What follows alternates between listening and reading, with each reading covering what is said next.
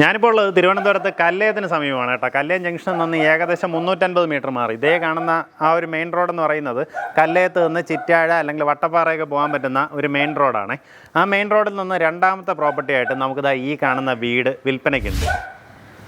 ഇത് വന്നിട്ട് ഒരു ഡയറക്റ്റ് ഓണർ സെയിലാണ്.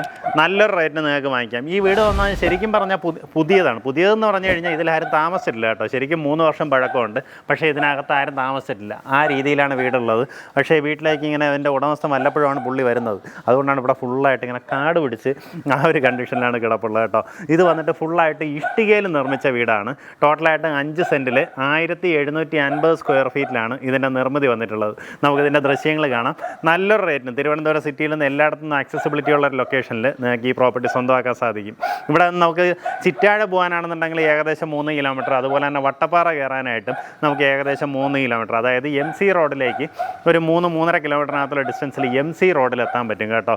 അതാണ് ഇതിൻ്റെ ഒരു ഹൈലൈറ്റ്. ഇവിടെ നമുക്ക് പെട്ടെന്ന് തന്നെ പള്ളിമുക്ക് പോയിട്ട് അവിടെ നിന്ന് വഴയില വേണമെങ്കിലും പോകാം, അതുപോലെ തന്നെ മണ്ണന്തല വേണമെങ്കിലും പോകാം. ആ രീതിയിൽ പേരൂർക്കടയ്ക്കും MC റോഡ് മണ്ണന്തലയിലേക്കും ആക്സസിബിലിറ്റി ഉള്ള ലൊക്കേഷനാണ്. അതുപോലെ പള്ളിമുക്ക് നിന്ന് മുക്കോല പോയി കഴിഞ്ഞാൽ അവിടെ നിന്ന് സെൻറ്റ് തോമസ് സ്കൂളൊക്കെ വളരെ അടുത്തായിട്ടാണ് വരുന്നത്. നമുക്ക് എന്തായാലും ഈ പ്രോപ്പർട്ടിയുടെ ബാക്കി വിഷ്വൽസ് കാണാം. നമുക്ക് വീട്ടിലേക്ക് ഈ വഴി ഇങ്ങനെ കയറി വരുമ്പോഴത്തേക്കും വീടിൻ്റെ വലതുവശത്തായിട്ട് ഈ ഒരു കീഴ്ഭാഗത്തായിട്ടാണ് നമ്മുടെ കാർ പോർച്ച് ഒരുക്കിയിട്ടുള്ളത് കേട്ടോ. ശരിക്കും ഒരു വലിയ വണ്ടി കയറ്റി പാർക്ക് ചെയ്യാവുന്ന നല്ല വലിയൊരു സ്പേസാണ്. ഇതിനകത്താണ് നമ്മുടെ കാർ പോർച്ച് വരുന്നത്. അത് പോയിട്ട് നമുക്ക് വേണമെന്നുണ്ടെങ്കിൽ 1-2 വണ്ടികൾ വേണമെങ്കിലും ഇവിടെ ഫ്രണ്ടിൽ വെക്കാനുള്ള സ്ഥലമുണ്ട് കേട്ടോ. എന്നിട്ട് ഇവിടെ നിന്ന് സ്റ്റെപ്പ് കയറി നമുക്ക് വീട്ടിലേക്ക് കയറാവുന്നതാണ്. ഇനി നിങ്ങൾ കാറിലല്ല ബസ് ഇറങ്ങി വരുവാണെന്നുണ്ടെങ്കിൽ നമുക്കിതാ ഇവിടെ വേറൊരു ചെറിയൊരു ഗേറ്റ് കൂടെ കൊടുത്തിട്ടുണ്ട്. അതുവഴി നമ്മുടെ പ്രോപ്പർട്ടിക്ക് അകത്തേക്ക് വരാം. ഈ ഒരു വരാന്ത സ്പേസിൽ നിന്നാണ് നമ്മൾ അകത്തേക്ക് പോകുന്നത്. ഇതിങ്ങനെ ആൾ താമസം ഇല്ലായിരുന്നു കിടന്നുകൊണ്ട് നമുക്കിതിനകത്ത് കുറച്ച് ചെറിയ രീതിയിലുള്ള മെയിൻ്റനൻസ് വർക്ക് എന്തായാലും ചെയ്യേണ്ടതായിട്ട് വരും കേട്ടോ. ഇതാണ് നമ്മുടെ മുൻവശത്തെ വാതിൽ. നമുക്ക് അകത്തേക്ക് പോകാം. ഇത് നമ്മുടെ ലിവിങ് സ്പേസ് ആണ്.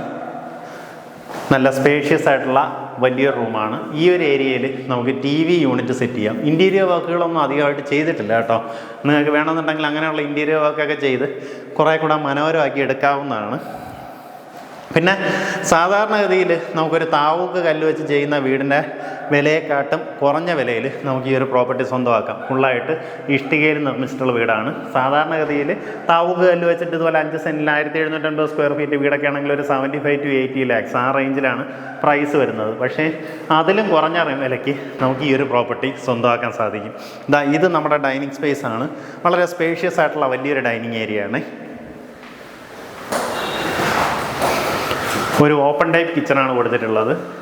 കിച്ചണിൽ ഫുള്ളായിട്ട് ഈ രീതിയിലുള്ള മോഡുലാർ കിച്ചൻ്റെ വർക്ക് ചെയ്തിട്ടുണ്ട്. ഇത് വന്നിട്ട് അലുമിനിയം ഫാബ്രിക്കേഷനിലാണ് നമുക്ക് ഈ ഒരു വർക്ക് ചെയ്തിട്ടുള്ളത്. ഇതുവഴി നമ്മുടെ ബാക്ക് യാർഡിലേക്ക് ഇറങ്ങാനും പ്രൊവിഷൻ ഉണ്ട്. ശരിക്കും ആൾ താമസം ഇല്ലാത്തതിൻ്റെ എല്ലാ ഒരു ബുദ്ധിമുട്ടുകളും നമ്മുടെ വീഡിയോയിലും കാണാം. അപ്പോൾ ഈ ഒരു കാര്യം ഉണ്ടെന്ന് മനസ്സിലാക്കി നമ്മുടെ പ്രോപ്പർട്ടിയിലേക്ക് വന്നാൽ മതി കേട്ടോ. അങ്ങനെ വെച്ച് കഴിഞ്ഞാൽ ചെറിയ രീതിയിലുള്ള മെയിൻ്റനൻസ് വർക്ക് നിങ്ങളൊന്ന് ചെയ്തെടുക്കേണ്ടതായിട്ട് വരും. നമുക്ക് ടോട്ടലായിട്ട് 3 ബെഡ്റൂംസാണ് വരുന്നത്. താഴത്തെ നിലയിൽ 1 ബെഡ്റൂമും മേളത്തെ നിലയിൽ 2 ബെഡ്റൂമാണ് വരുന്നത്. നമ്മുടെ ഈ ഒരു വാഷ് ഏരിയ വരും. ഇവിടെ ഒരു കോമൺ ബാത്റൂം കൊടുത്തിട്ടുണ്ട്. അവിടെ നിന്നാണ് നമ്മുടെ ബെഡ്റൂമിലേക്കുള്ള എൻട്രി വരുന്നത്. ബെഡ്റൂമിൽ ഇതുപോലെ കബോർഡ് വർക്ക് ചെയ്തിട്ടുണ്ട്. നമുക്ക് എല്ലാ ബെഡ്റൂമുകളിലും ഈ രീതിയിൽ കബോർഡ് വർക്ക് ചെയ്ത് നീറ്റാക്കിയിട്ടുണ്ട്. വളരെ സ്പേഷ്യസ് ആയിട്ടുള്ള റൂമാണ്. കബോർഡെല്ലാം ശരിക്കും നല്ലതുപോലെ ഒതുങ്ങി നിൽക്കും. ഇനി നമുക്ക് വലിയൊരു കട്ടിലൊക്കെ ഇടാനുള്ള സ്പേസ് വീട്ടിനകത്ത് കിട്ടുന്നുണ്ട്.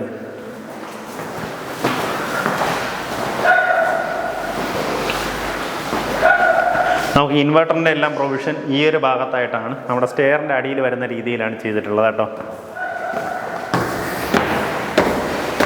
ഫസ്റ്റ് ഫ്ലോറിലേക്ക് വരുമ്പോൾ 2 ബെഡ്റൂംസാണ്. ഇതാണ് ആദ്യത്തെ ബെഡ്റൂം. താഴത്തെ റൂം പോലെ തന്നെ വളരെ സ്പേഷ്യസ് ആയിട്ടുള്ള റൂമാണ്. ഈ രീതിയിൽ കബോർഡ് വർക്കൊക്കെ ചെയ്തിട്ടുണ്ട്. ഫുള്ളായിട്ട് ലാമിനേറ്റഡ് പ്ലൈവുഡ് വെച്ചിട്ടാണ് നമുക്ക് ഈ ഒരു വർക്ക് ചെയ്തിട്ടുള്ളത്. അറ്റാച്ച്ഡ് ബാത്റൂമോട് കൂടിയുള്ള റൂമാണ്. ബാത്റൂമിനകത്ത് സാനിറ്ററി ഫിറ്റിങ്സ് എല്ലാം വന്നിട്ട് സെറയുടെ ഫിറ്റിങ്സാണ് ഉപയോഗിച്ചിട്ടുള്ളത്. ശരിക്കും ഇത്തിരി ഒന്ന് പൊടി അടിച്ചിട്ടുണ്ട്. നമുക്കിതിൽ കാണുമ്പോഴത്തേക്കും ഒന്ന് പൊടി അടിച്ചിട്ടുള്ളതായിട്ട് കാണാം.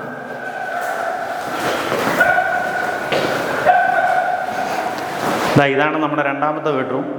ഇപ്പം നമ്മൾ താഴെ കാണിച്ച ബെഡ്റൂമിൻ്റെ അത്രയും തന്നെ നല്ല വലിപ്പമുള്ള വലിയൊരു സ്പേഷ്യസ് ആയിട്ടുള്ള റൂമാണ്.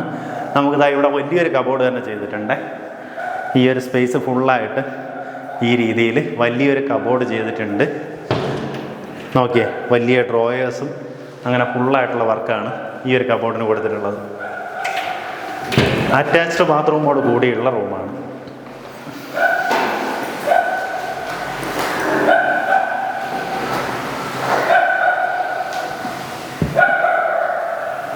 ഇത് നമ്മുടെ ഓപ്പൺ ടെറസാണ്. ഈ ഭാഗത്ത് നമുക്ക് ഈ രീതിയിൽ റൂഫ് ചെയ്തിട്ടുണ്ട്. എന്നിട്ട് ഒരു സൈഡിലേക്ക് അകത്തേക്ക് ചാറ്റിലൊന്നും അടിക്കാത്ത രീതിയിൽ ഇങ്ങനെ ഒരു തൂക്കും കൂടെ കൊടുത്തിട്ടുണ്ട് കേട്ടോ.